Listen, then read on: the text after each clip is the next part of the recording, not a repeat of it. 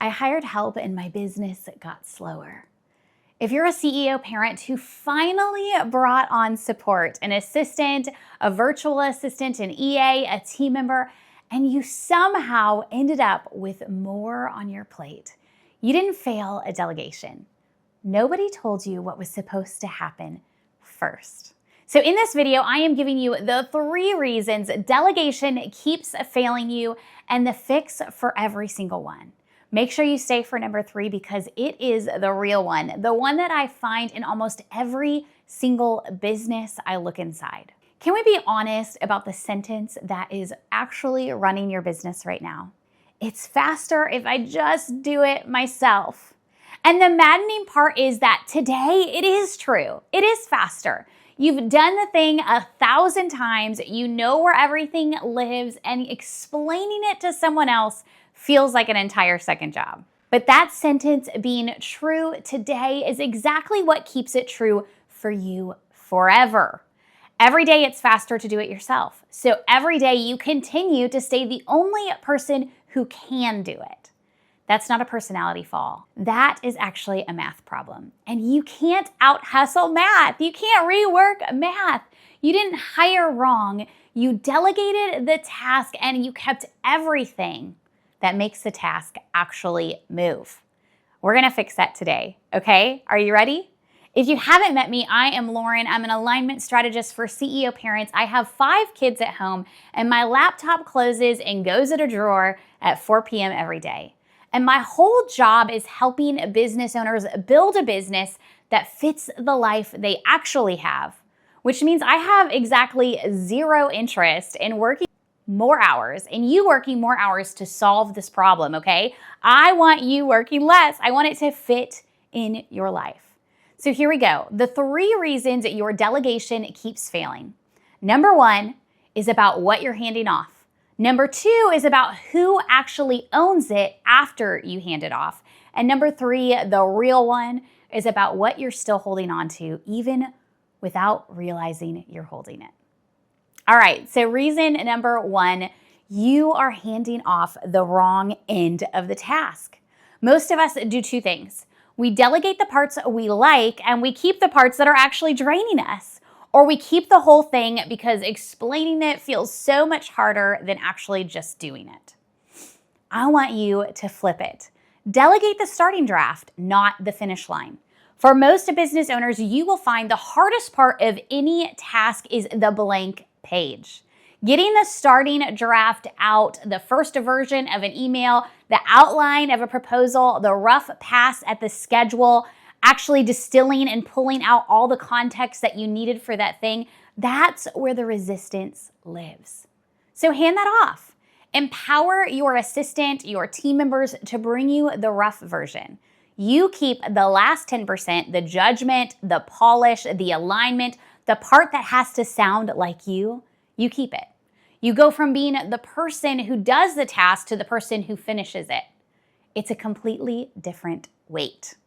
All right, when it was game-changing for me when I realized that I had strategies or tools or things that I wanted to try or dive into, and instead of me like figuring it out and writing the strategy and figuring out the process and how it fits into my business, I actually began to hand that off to my marketing assistant. I would come across a reel that said, hey, try this or do this, or I would come across a YouTube video.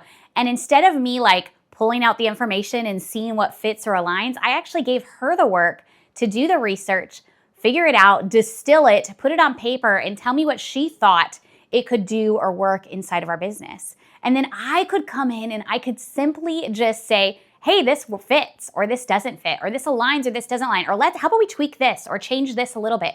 I could finish it for her. And that weight there that came off my shoulders was immeasurable. Go and try it. Hand off the starting point so that you can bring it through to the finish. And on explaining it is a whole project, right? Feeling like it's a whole nother job. I want to give you a rule that I use with my clients. It's called the 10-minute rule. If it takes less than 10 minutes for you to explain the task, then it takes less than 10 minutes for you to hand it off. One time. You explain it one time, you record your screen while you're doing it if that's easier, and then it's on Loom forever, right? and that task never belongs to you again. The explaining tax is a one-time payment, and we as business owners treat it like a subscription. Ugh, it's too much to explain, so I'm just gonna keep doing it myself. Pay the tax one time, move on so you no longer have to do it. All right, second reason that delegation fails. You delegated it, right, in quotes, but ask yourself, who reminds them that it's due? You. Who checks that it happened? You. Who's carrying it in their head still at 9 p.m. at night? Again, you. It never actually changed owners, if that's true. You didn't delegate it. You basically added a middleman to a task that you still actually, in fact, own. In my world, we have a hard rule. Everything in the business is owned by automation or owned by a team member. Never by your willpower, never by your discipline. If a thing only happens because you remembered it, that thing is broken no matter whose name is next to it. Discipline and willpower will fail you. Automate or give ownership to somebody else. This is the heart of the work that I do with clients. It's my ROAD method. Remove, optimize, automate, and delegate. ROAD, okay? And I need you to notice something here. Delegate is last, the very last thing, and that is intentional. It's on purpose. You cannot delegate your way out of a business that isn't optimized yet. If you hand somebody a messy process, you don't get your time back. You get a messy process with a payroll cost added on. So before you hand anything off, ask, should this even exist in the first place? Can it be simpler? Can a machine do it? Then a person? Most of my clients find that a chunk of what they are about to delegate should have just been deleted. Not the entire process or the entire, task, but bits and pieces of it, or the volume of it, or the quantity of it, or how it sits, right? It can be simplified. Parts of it can be removed. And when we're looking at this section of optimizing this, right, removing it, there's two practical moves for this. First, it's the async swap. For standing meetings that eat your calendar, right? Hey, my schedule's really packed this season. Want to send me a Loom or a voice memo with what you want to talk through, and I'll get you an answer today. You can also do that with emails. 9 times out of 10, that person actually would rather do that than jump on another call that day. So much can be swapped out with async. Instead of you having to show up to a meeting, prepare for that meeting, end the meeting, then you can fit things more into the pockets of your actual reality in your day. Second, and this one's harder, okay? If your team member is already in the room, you don't have to be. If your account manager is on that call, let them run it. Let the people that you hired, the people that you're putting your faith in, that you're employing, that you're paying money to, do their job. Your presence in that meeting is not quality control when they're there. Actually, half the time, your presence being there is the reason that they're not stepping up. It's the reason they're not being proactive or problem solvers like you want them to be, because they're waiting on you. They're holding back because of you. Let them run with it. Let them sit in on those meetings. You don't need to be in probably at least 50% of the meetings that you are in today. All right, reason number 3, and this is the real one, okay, is you kept every decision. This is the one I promise you. You delegated the task and you kept the decision. Watch how this plays out and tell me if this is your business. Your assistant does the work and then it comes back to you. Is this okay to send? Which of these should we use? What do you want me to do about this one? Every single task you hand off, it comes back to you with a question attached. And what do questions do? They wait for you. So it sits again at your desk, right? This is what you've actually built. You've actually added a loop into the bottleneck. Work goes out, decision comes back, work waits, you are where it sits and it bottlenecks, and that is why the business got slower when you hired. More motion, same bottleneck, you with extra steps and work on your plate. So say this with me because it's the whole video. Deep breath. Delegating tasks without delegating decisions isn't delegation. Delegating tasks without delegating decisions isn't delegation. The fix to the decisions in order for you to hand off tasks is a rule that protects you both. And here's my favorite one.